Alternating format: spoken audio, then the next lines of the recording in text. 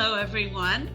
It's Alice Ginsberg again, and this travelogue is going to be closer to home than most of the other travelogues that I have recorded for you. This one is going to be about South Dakota. And right now, you are looking at a landscape view of the Badlands of South Dakota. This trip that I took, we spent about a week there, was in the southwestern corner of the state. And that's where the Badlands are located. It's a very eerie place. And it's really strange because if you look on the horizon in this picture, you will see flat grassland, perfectly normal flat grassland that all of a sudden gives way to the wind and the rain sculpted towers and hills of this territory. It's very silent, it's very foreboding, and it's also very beautiful. There are some colors sometimes in some of these structures, and there are some interesting formations, but all in all, it's very desolate.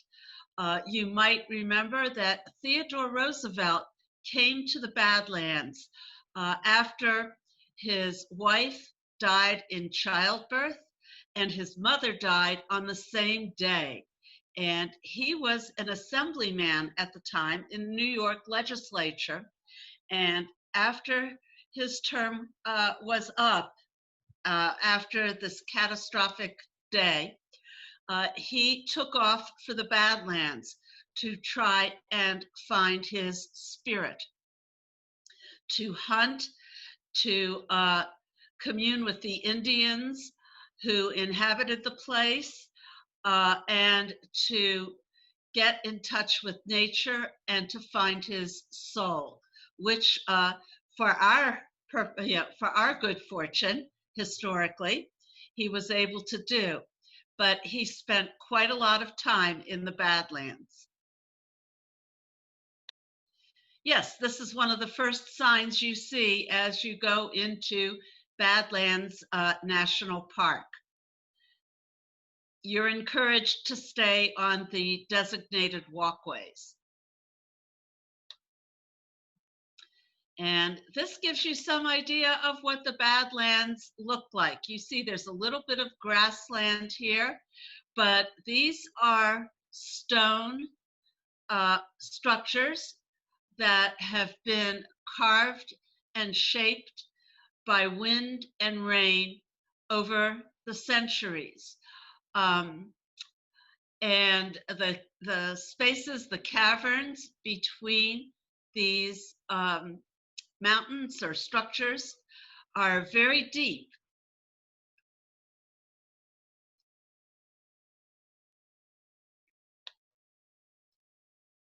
Some more views. You can see that there are some horizontal striations here, and you can see a little bit of color in this picture. The yellow color indicates sulfur. The pink or red would indicate iron. And the horizontal striations are formed by different ages of time. This is limestone for the most part, so it's sedimentary rock. But again, you can see in the background, you can see some flatland, and then at the very top, you can see some more of these, I'll call them structures for want of a better word. You can see some more of those structures, and here in the foreground is a close-up of some of the more interesting sculpted rock. A good view, again, of the grasslands beyond, And you can see the shadow of the Black Hills up toward the top of the frame. But this picture is really good at showing the horizontal striations. And you can see how weathered some of these sculpted rock structures are. They're extremely weathered.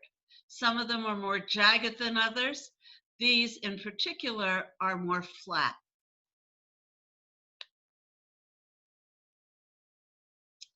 Get a good idea of some structures.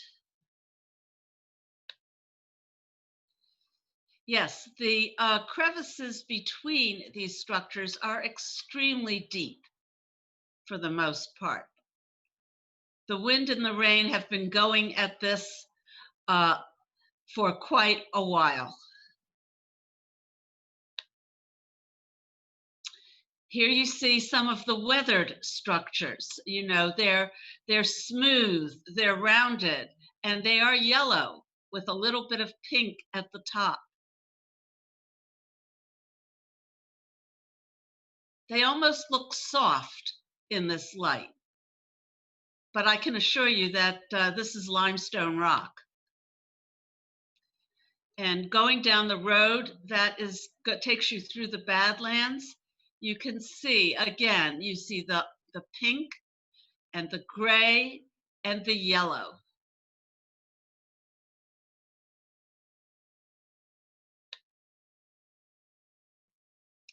The pyramids in the Badlands.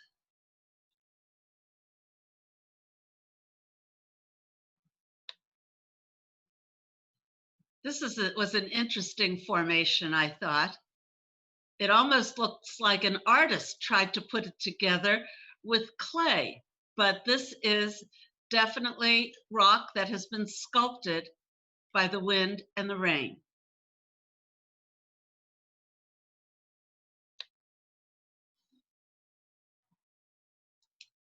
You can see some of these are fairly jagged.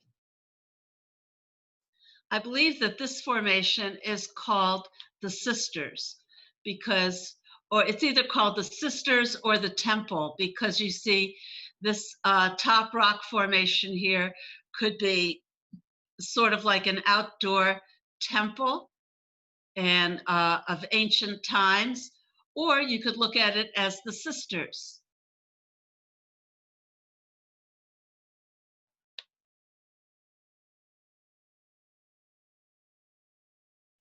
Pretty interesting. Again, notice the striations, the different colored lines going through the rock. It's a sign of sedimentary rocks. Here you get an idea of just how deep some of these crevices can go.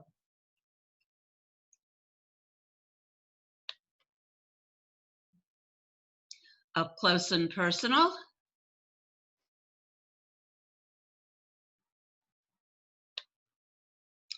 And now we are in the Crazy Horse Monument. And I took this picture. There were 2 walls full of portraits of various Indian chiefs at the time that Crazy Horse lived. And as you may recall, he was a warrior, a Sioux warrior, a Lakota Sioux warrior, at the end of the mid, I would say, to late 19th century. This portrait here, the 1, 2, 3, the 4th portrait from the right in the 2nd row down, that is Sitting Bull. And as you might remember, Crazy Horse led the attack that we call Custer's Last Stand. He is a hero of Native Americans.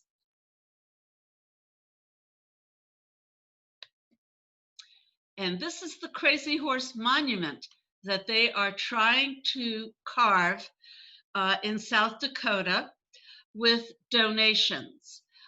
This is a huge, huge undertaking. It's already been carved for something like 74 years. When it's finished, there will be this profile of Crazy Horse in a warrior's headdress, not a full feather headdress, but a warrior's headdress. And this is his outstretched arm. And he is pointing to the lands which were taken away from the Lakota Sioux by the federal government. Now, this hole is underneath his arm, and that hole is large enough to drive a school bus through. His arm is wide enough and long enough to land a 747. And you can see in the corner here, there's the outline of what will be carved as his horse. So this will be Crazy Horse astride his mount with his arm outstretched, overlooking his native lands. This gives you an idea of how high up this monument will be. It's really going to be huge. It was started by Korczak Zielkowski, and it's now being continued by his family. The head of Crazy Horse, all by itself, is going to be 87 feet high. When the entire sculpture is finished, with the horse and everything else, it will be 563 feet high.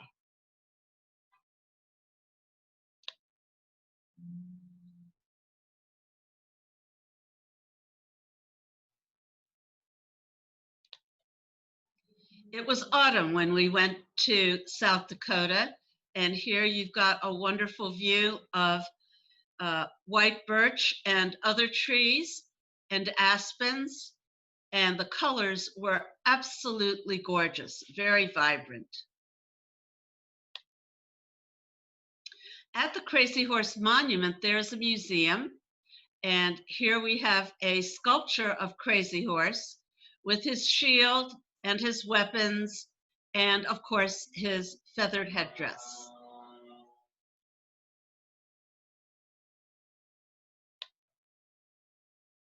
This is another sculpture on the grounds of the museum.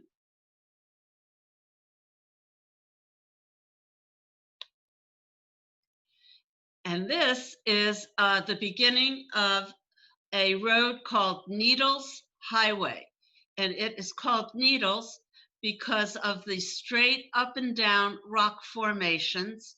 And in a moment, I will show you a picture of the needle itself, and you'll see where the thread would go.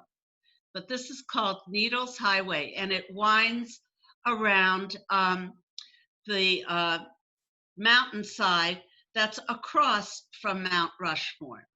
And it's a very beautiful ride. Here you can see part of Needles Highway. Please notice the car going through the tunnel that was carved into the rock. See the car at the bottom in the middle of the frame. And there is the needle where the thread, where you could thread the needle.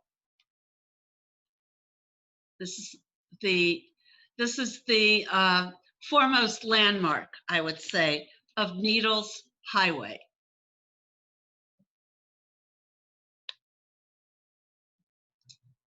Some more photos of the highway. You can see just here the valley beyond and get a sense of how high up you are as you see the autumn color and some of the needles lining the Needles Highway. Interesting formation. This is the same tunnel. You can see this is where the car went through, and you get a sense of how massive these rock formations are.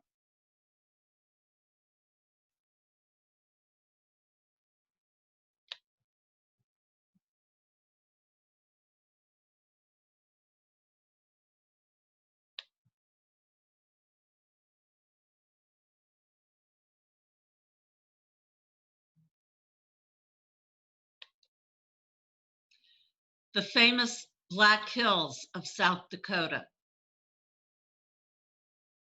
Part of the Needles Highway is here in the foreground.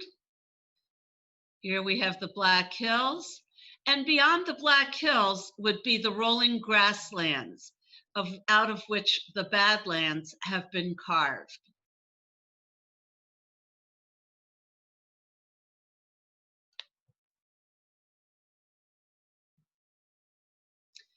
The standing sentinels of the Needles Highway.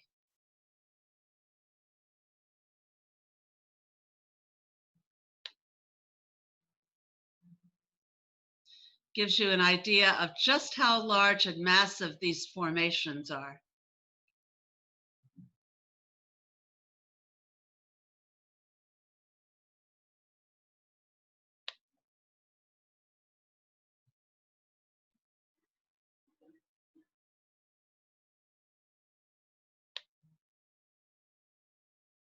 Notice the elevation for the airport, 4,000 feet.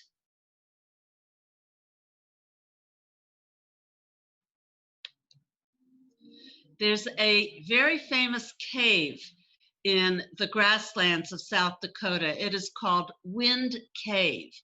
The reason that it's famous is because there are formations in this cave that cannot be found anywhere else in the world. And it's called a boxwood formation, boxwood formation.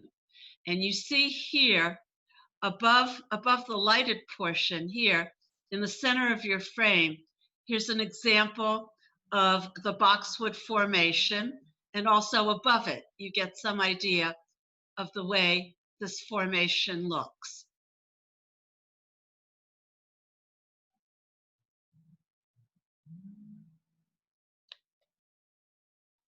It's another formation within the cave. I took this picture because of its brilliant color and intricacy.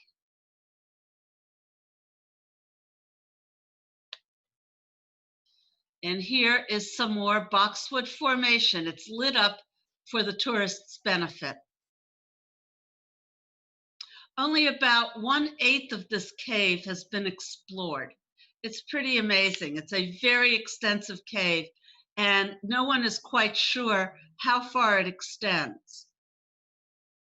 We walked about 2 miles through the cave.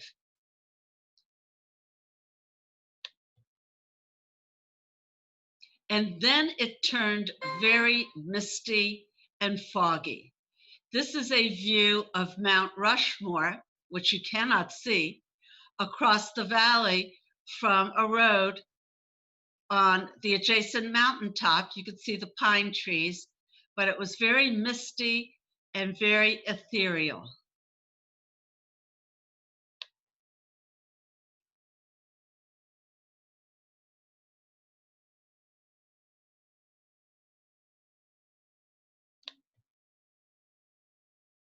And then the sun came out, and we saw this gorgeous lake with this little island and this bird perched on the island, surrounded by these pine trees, these evergreens. It was really beautiful. Notice how flat and glassy the lake looks.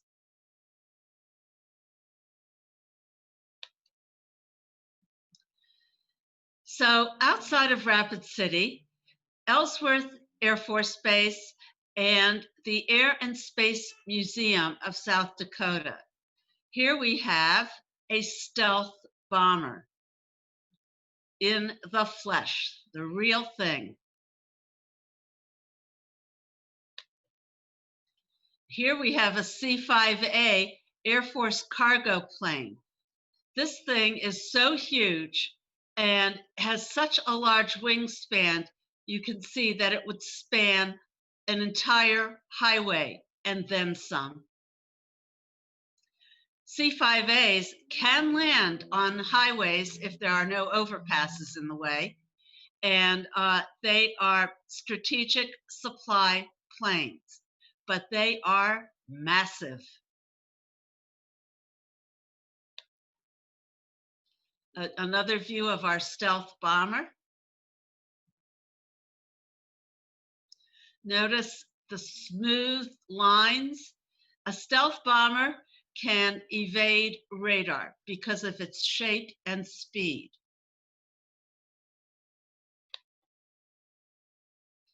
But going back in time, let's explore the grasslands of South Dakota, where this Air Force base is located. The rolling grasslands of the prairie are interrupted by this sort of structure, and it is not really visible as you're driving along. It's designed to not be visible from the road.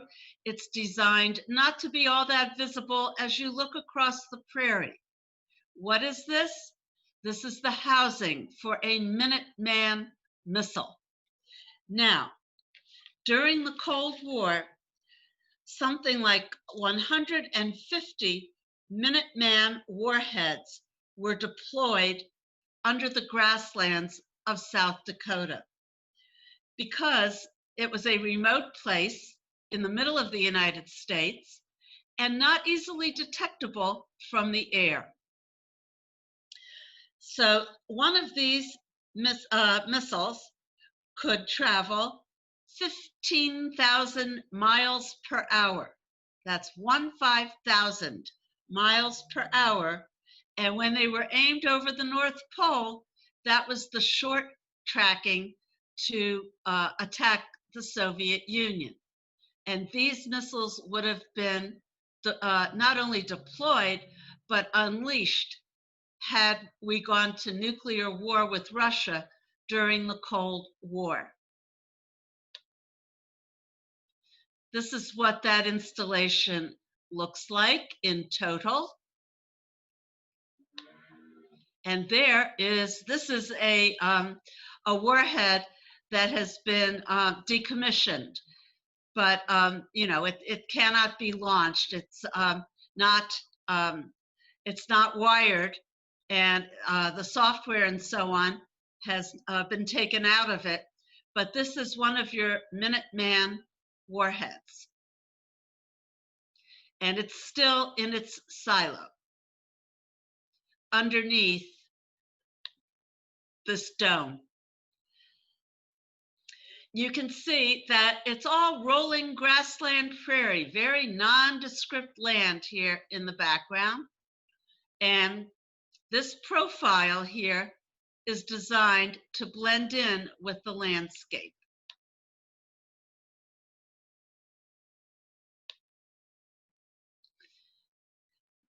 One of the local wildlife in this part of the world, real good specimen of a buffalo, or a bison as they're called. And this is the summer White House that was used by President Calvin Coolidge, his family and staff. In 1827, also Dwight Eisenhower came here. In 1953, you are in Custer State Park.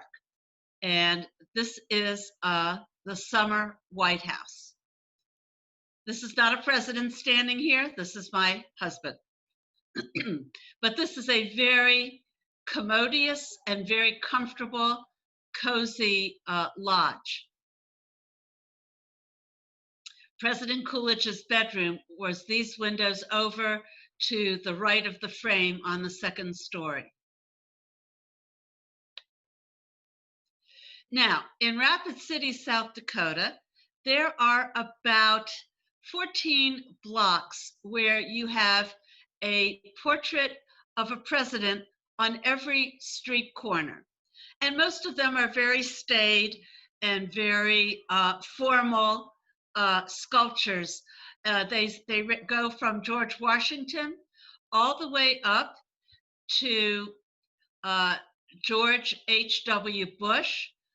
When we were there about, I think it was in 2017, 3 years ago, they did not yet have a sculpture of President Clinton or President Obama, but they did have a sculpture of every other president.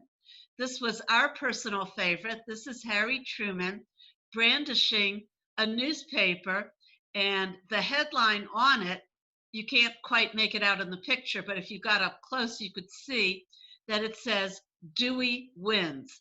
That's the famous Chicago Tribune headline that they put to press before the election was finally decided. That would have been 1948. And here you have 2 tourists and 4 presidents. That's how I caption this picture. Of course, this is Mount Rushmore. Mount Rushmore was carved by a man, an immigrant named Gutzon Borglum. He worked on it with his crew from October 1927 through October 1941. And the mountain was dedicated by Franklin Roosevelt just prior to Pearl Harbor in November of 1941. It cost $1 million in that era's money. The heads of the presidents are 60 feet high.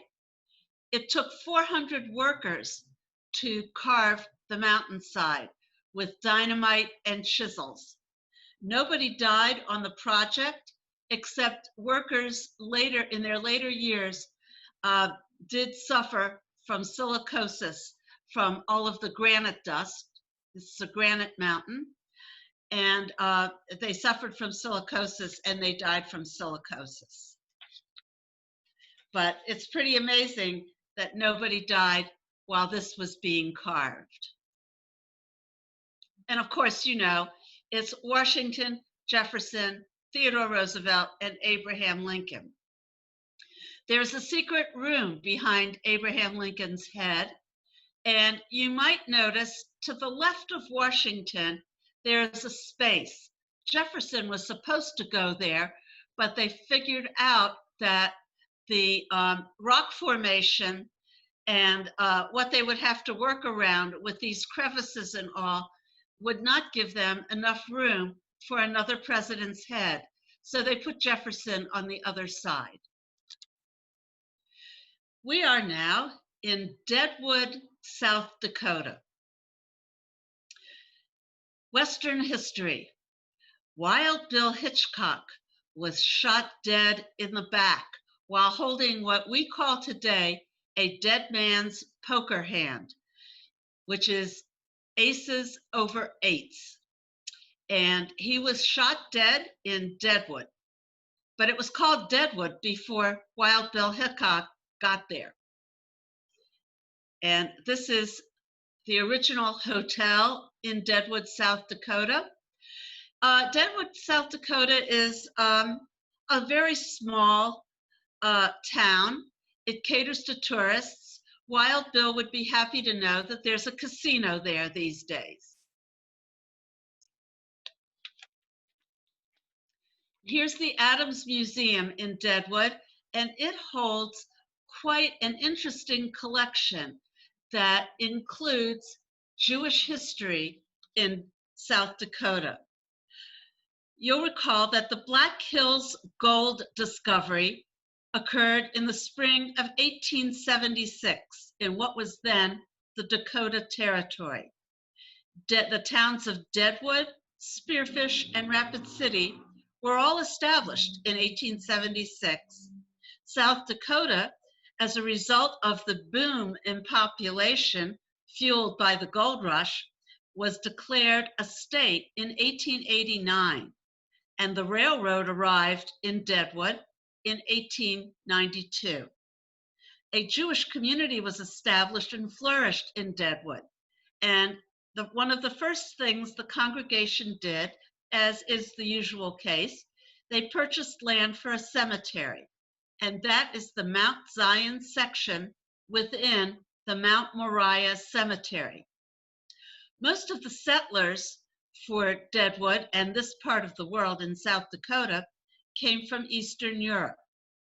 Benjamin Baer, that's B-A-E-R, was originally from Paris, France, and he became a successful liquor dealer in the region. Liquor dealing and retailing and wholesaling was considered an honorable career back then. Mr. Bear made something of a fortune.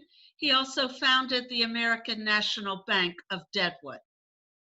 In 1877, a man named Saul Bloom, B-L-O-O-M, moved from Council Bluffs, Iowa, to establish the Bloom Shoe and Clothing Store, where he would accept gold dust as payment for goods. Another Jewish family who came to this part of the world were Benjamin and Freda Blumenthal.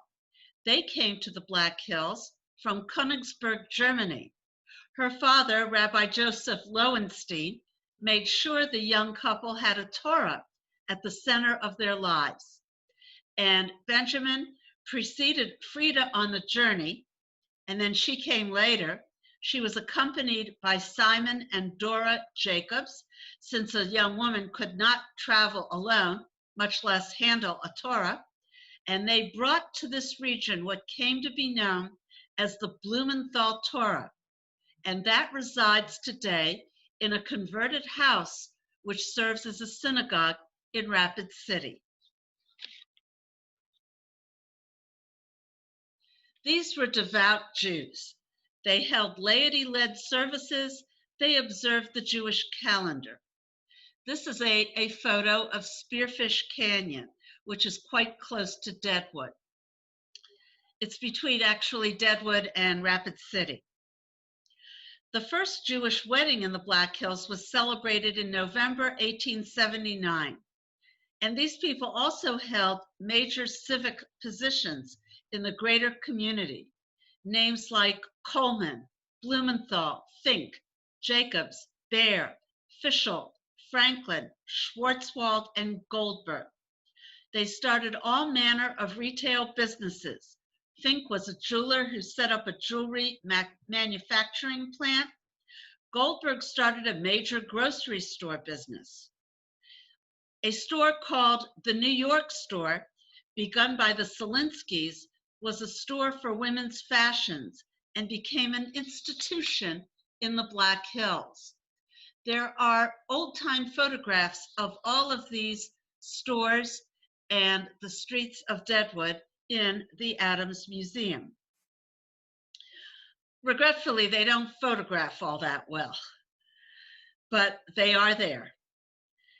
Many of these Jewish entrepreneurs were also Masons. Saul Starr was the first Jewish mayor of Deadwood, serving from 1884 till 1898, and Nathan Franklin was the second. He served as mayor from 1914 till 1918 during the First World War. Before going into the banking business, Nathan Franklin owned the Palace Pharmacy in Deadwood. He did marry a non-Jewish girl. So all of these pioneer couples had large families where the children tended to grow up and return to the Deadwood, Spearfish, Rapid City locale to raise their families, and they established businesses apart from their parents' businesses. Notably, Blanche Coleman, a young Jewess who was born in Deadwood in 1894, held a paralegal job with the Homestake Gold Mine. The Homestake Gold Mine was the major gold mine in the Black Hills. Blanche then went on to go to law school, and she became the first woman to pass the South Dakota bar. The economic fortunes today of the Spearfish Deadwood area, well, prior to this, they waxed and waned with the fortunes of the Homestake Mine. That was founded in 1877 and closed during the last part of 2001. So now Rapid City, Hill City, South Dakota, Spearfish, and Deadwood all flourish on tourism, as they are the gateway to Mount Rushmore, Crazy Horse Monument, the Badlands, and Ellsworth Air Force Base.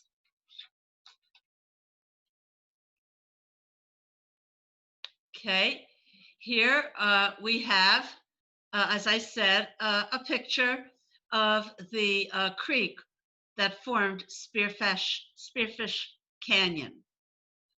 Here are some old pictures of Deadwood, the City Hall, the first, let's see, the first American Bank of Deadwood, the First National Bank of Deadwood, sorry, excuse me. And it was a fairly thriving community, as you can see. Here is the corner where the hotel is, once again, at the corner of Sherman, named for General Sherman from the Civil War, and Deadwood Street.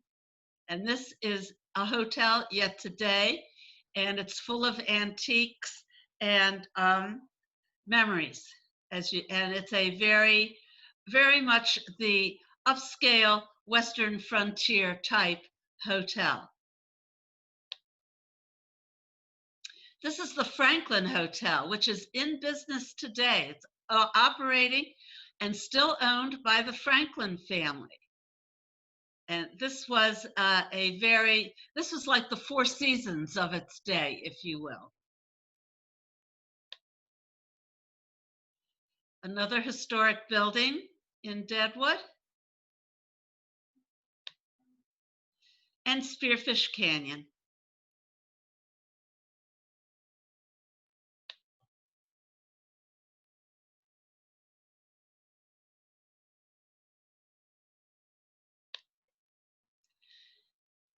In the Badlands of South Dakota, as I said, there are the Minuteman missile silos. And here you have the Minuteman Missile Museum. Very interesting and very apropos architecture here for a Minuteman Missile Museum, wouldn't you say?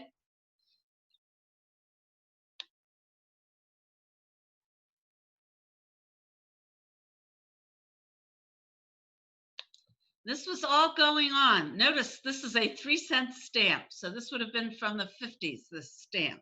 Atoms for Peace.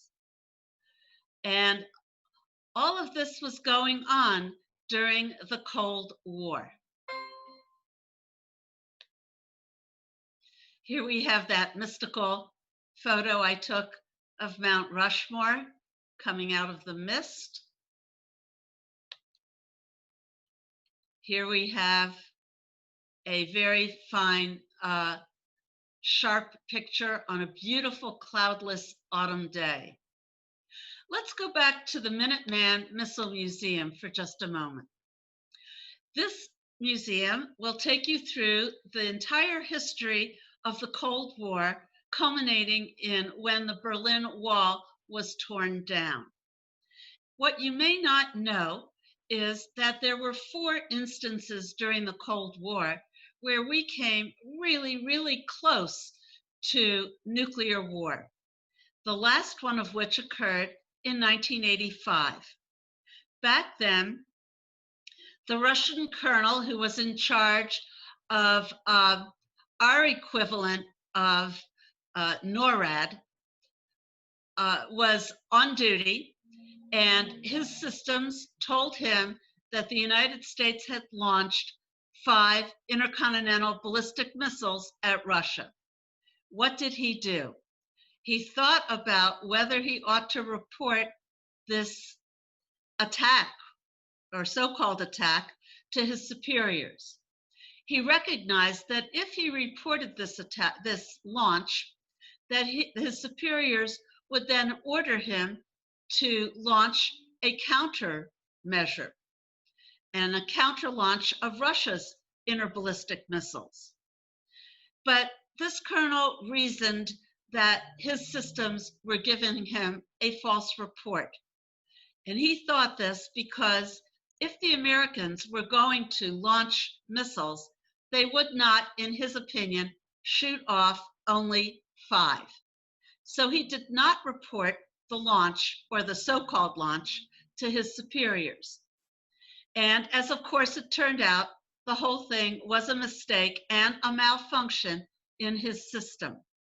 And For having utilized his prudence and forbearance, this colonel was awarded the Nobel Peace Prize. And this was in 1985. That's how close we could have come to nuclear war. Again, the mystical picture of our four presidents. This gives you an idea of just how high up they are on the mountain from which they're carved. A little bit of an up close. Here on the left of Washington, you can see where Jefferson was supposed to go, and you can see a little bit of all the trouble they were going to run into and how Jefferson wound up on the opposite side of President Washington. Some of the equipment used to carve Mount Rushmore. Here you could see a portrait of a worker blasting away at the granite. They used dynamite charges. They used these, oh, the word escapes me, but you could see what that is as they're carving the granite here. Some more of the equipment.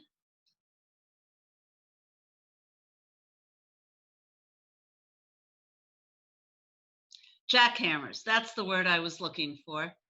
They used jackhammers to carve the stone.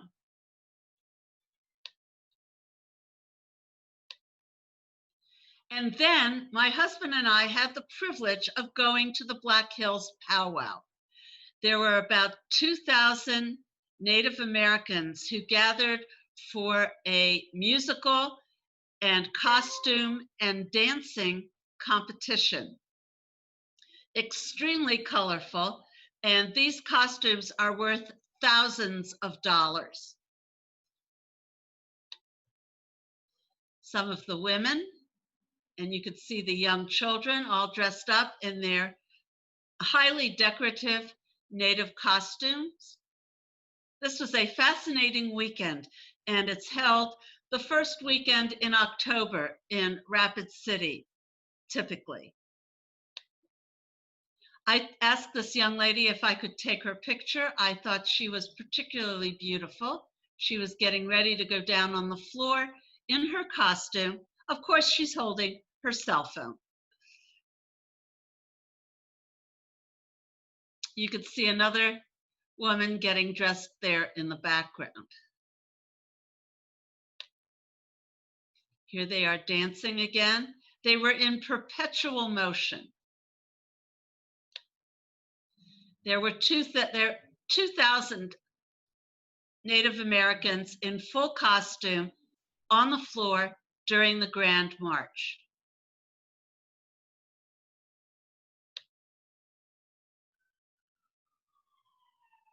Gives you some idea. They're all dancing and they're all in motion here. Look at those headdresses.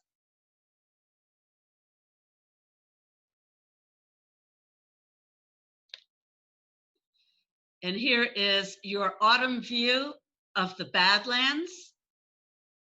Notice this is where the sun was setting and turning the Badlands golden. So the yellow and the pink and the rock, everything is accentuated.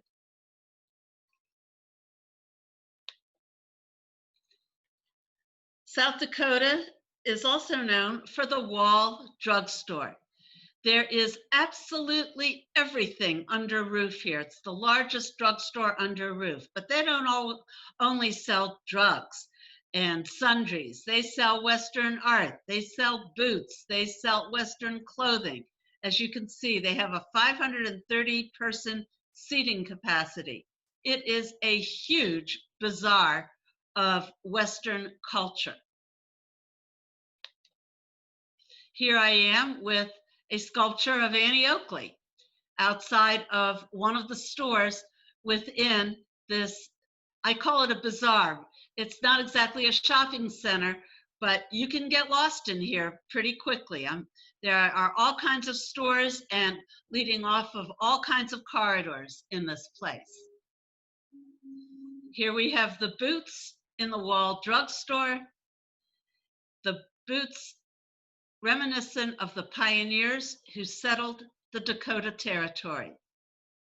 And this is the image with which I will leave you. And I hope you have enjoyed this review of Western heritage, Cold War history, and Jewish history of South Dakota. Thank you so much. Thank you so much for joining us today. For more videos, please visit www.cje.net/cyberclub.